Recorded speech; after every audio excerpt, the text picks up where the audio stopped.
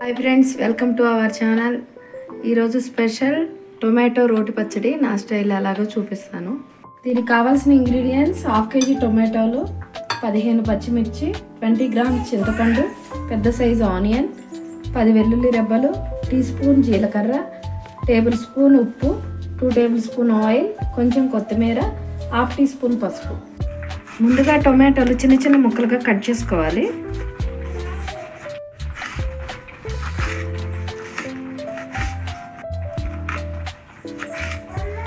పచ్చిమిర్చి కూడా 2 ముక్కలుగా కట్ చేసుకోవాలి.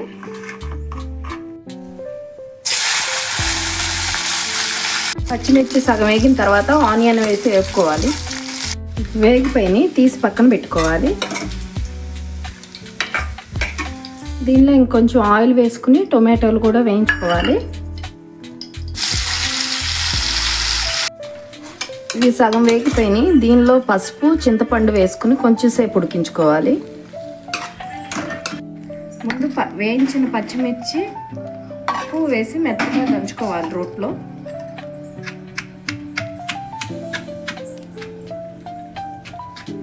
ఇవి నలిగిపోయి వెల్లుల్లి జీలకర్ర వేసి దంచుకోవాలి. ఫైనల్గా టొమాటో వేసి దంచుకోవాలి.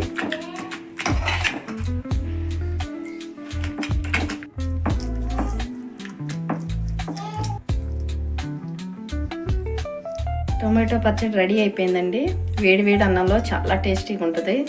మీరు కూడా ట్రై చేయండి. ప్లీజ్ సబ్స్క్రైబ్, లైక్ చేయండి, షేర్ చేయండి. Thank you.